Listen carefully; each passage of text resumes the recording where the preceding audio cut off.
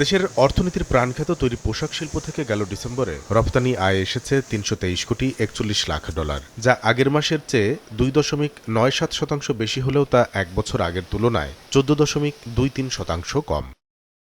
চলতি বছরের প্রথম ৬ মাসের হিসাবে এ খাতের মোট আয় হয়েছে ১,৯৩৬ কোটি ৫৪ লাখ ডলার। রপ্তানি উন্নয়ন ব্যুরো ইপিবির হিসাবে এই আয় গেল অর্থবছরের একই সময়ের তুলনায় ২.৬৩% কম। এমন মন্দাদশার কারণ ব্যাখ্যায় উদ্যোক্তারা বলছেন, রাজনৈতিক সরকার না থাকার মাশুল গুনছেন তারা। ইলেকশনের আগে বাইরেরও এখন বাংলাদেশে আসার জন্য অনেকবার চেষ্টা করছে, তারা এই পরিস্থিতিতে বাংলাদেশেও আসতেছে না, ডিউ টু ইলেকশনে কিও তারা ভেবেচিন্তে তারা বাংলাদেশে আসবে। আমারও প্রায় near about 3 million order stay করে দিচ্ছে, যেহেতু এখন বাংলাদেশে কোনো সরকার ইন্টারিম গভর্নমেন্ট আছে, অ্যাকচুয়ালি রাজনৈতিক কোনো সরকার নাই, সেক্ষেত্রে আমাদের অনেকে আমার অনেক ভাইয়েরই অর্ডার স্টে করেছি, ইলেকশনের পরে আমরা অর্ডার প্লেস করব। ইফাদ রশিক স্পার্ক মিক্সে আছে সবচেয়ে বেশি মশলার সংমিশ্রণ। ইফাদ রশিক স্পার্ক মিক্স মশলা। রপ্তানি বাজারে পোশাক শিল্প মন্দার কবলে পড়ায় চাপে পড়েছে মোট রপ্তানি আয়ও।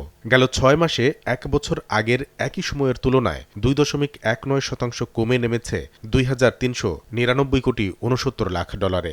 ভারত থেকে স্থলপথে সুতার মতো কাঁচামাল আমদানি বন্ধ থাকা রপ্তানি আয়ে বড় নেতিবাচক প্রভাব ফেলছে বলে বিশ্লেষণ নিট পোশাক শিল্প মালিকদের শীর্ষ সংগঠন বিকেএমই এর। আমাদের কিছু কিছু স্পেশাল সুতা লাগে, আমাদের কিছু কিছু অল্প কোয়ান্টিটি সুতা লাগে, যেটা আমরা কন্টেনার ভরে আনি না, কিন্তু ওই সুতাগুলো বাংলাদেশে অ্যাভেলেবেল না, বা থাকলে অনেক বেশি প্রাইস বাংলাদেশের স্পিনাররা চায়।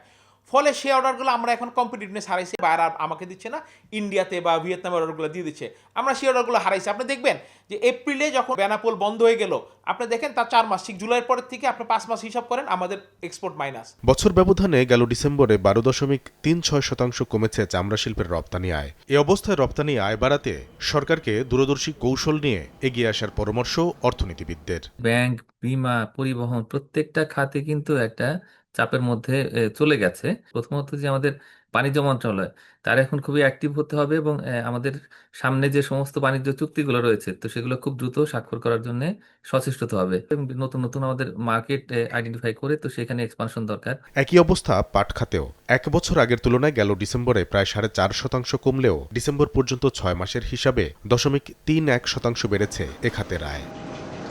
কামরুল হাসান সবুজ, সময় সংবাদ, ঢাকা।